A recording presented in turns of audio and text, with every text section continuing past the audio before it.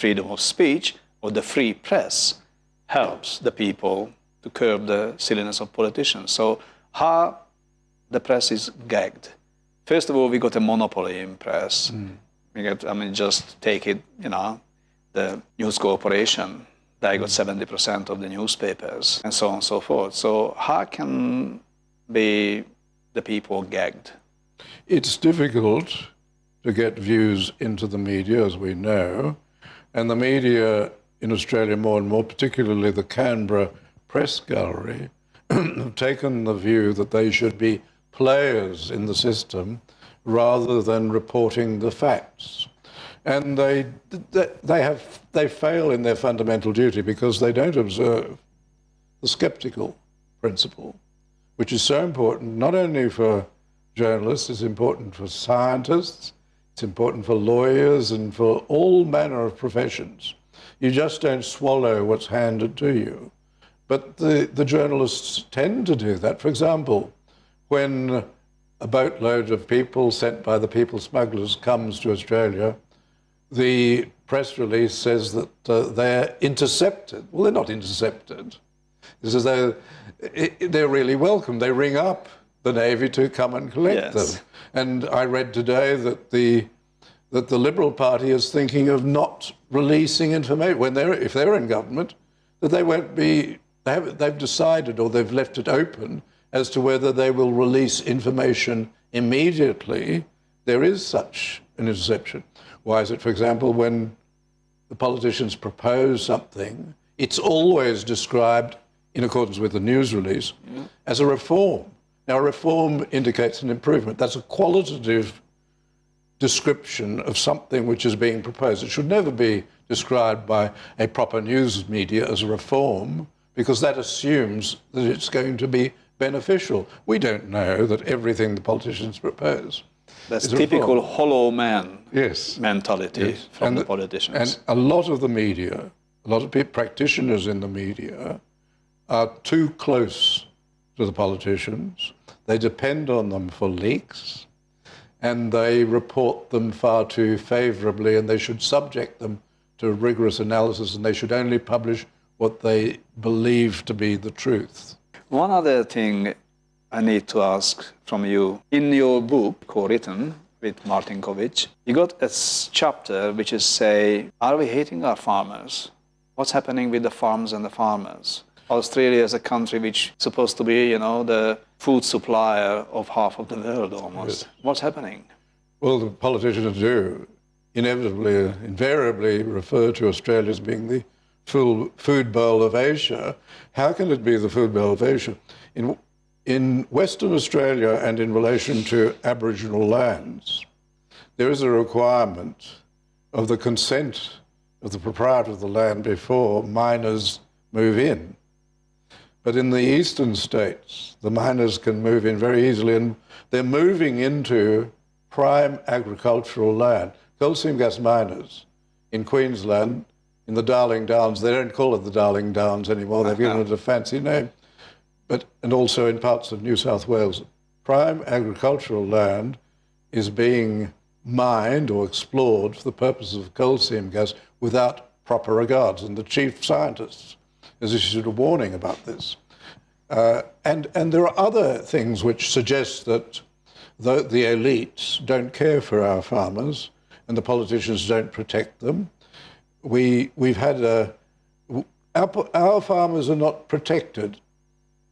We officially believe in free trade, as do other major powers. We're the only ones in the area of agriculture which actually practice free trade. The Europeans don't, the Japanese don't, the Americans don't, the New Zealanders do, but we don't export much to New Zealand.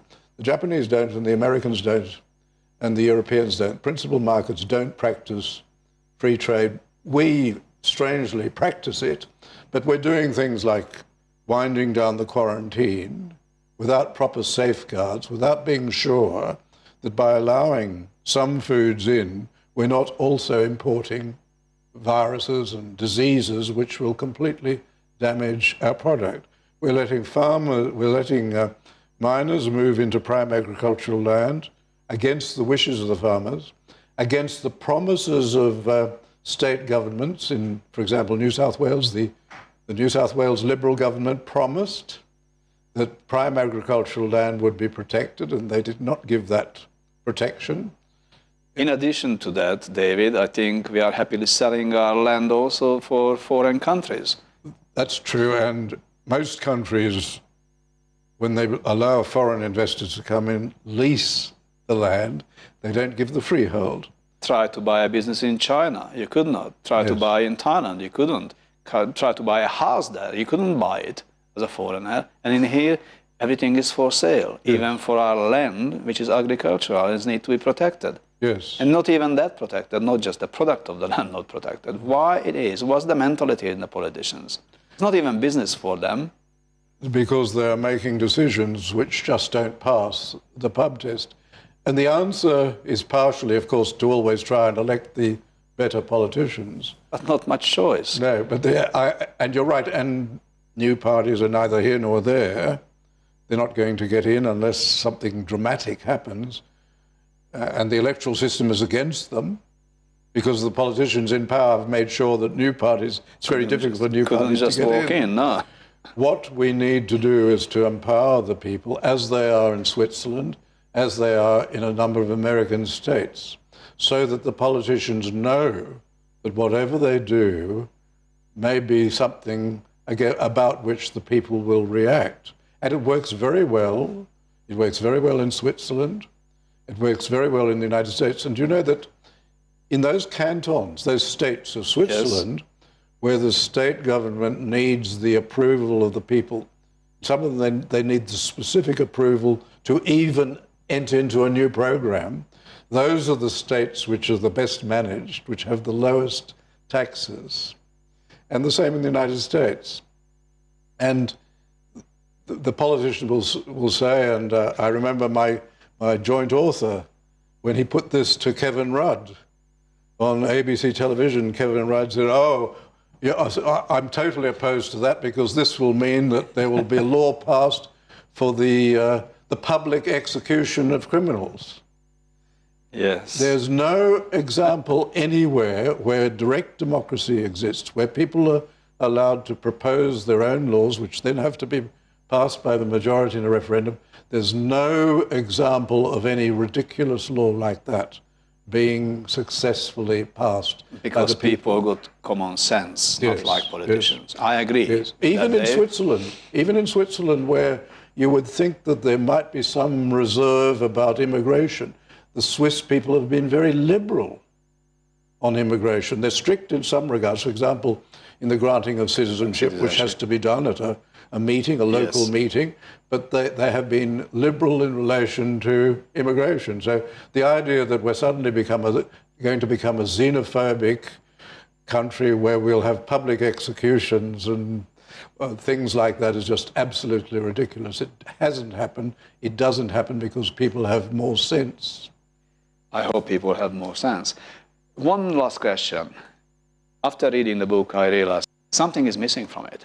Function of money and the power of money in politics and in the life of Australia. On reflection, Thibaut, I think you do point to something which is so. We do mention in the book oligopoly and monopoly, and we're very critical of the politicians in not dealing adequately in these areas. For example, the Howard government passed legislation to allow shopper discounts being granted by the duopolists. The retail duopolists can channel... Coles and Woolworths. Yes, they channel their customers into their own petrol stations, thus destroying independent petrol stations, their own liquor outlets, thus destroying small, private, independent liquor outlets. I think the politicians can be criticised about that. And I think you have a point with money, and it's something that we should obviously look at for a second edition. What we have in Australia in the financial area and the insurance area, we have very much oligopolies of powerful companies. You know, in an oligopoly, they don't officially agree on a price because that's in breach of the law. They just fix it. But the price rises together. There's a price leader, and they tend to come together. They compete on things that don't interest us. For example, on television advertising or something like that. What was important, what we had before, and I think you're very right to point this out, what we had and we developed, and the Labour Party was very good on this, and the Liberal Party then accepted what they had done. Yes. We had the Commonwealth Bank, we had state banks, we had also, in some states, government insurance offices, we had mutual companies where people together collectively owned the company, the insurance policyholders owned the company, and in those companies, the prices were kept down, so that the presence of a Commonwealth Bank, the presence of a rural bank, presence of mutual insurance companies kept the price down and kept the standards high, so that the oligopolist private enterprise companies were forced to compete. Now they're all the same, and they're going to only compete on peripheral things which don't interest us, like all sorts of marketing devices which the spin doctors and the advertising agencies dream up. Very hard on it, yeah. Not where the people need it, and that's been a serious mistake. And I think that had the people been able to veto legislation, they would never have allowed Paul Keating to have sold off the Commonwealth Bank. They would never have allowed the state governments to wind up the insurance offices and so on. We would have them still today. David, I'm looking forward to the second edition of this book, which may deals with the money part as well. And please come back next week, same channel, same time, one-on-one shadow boxing.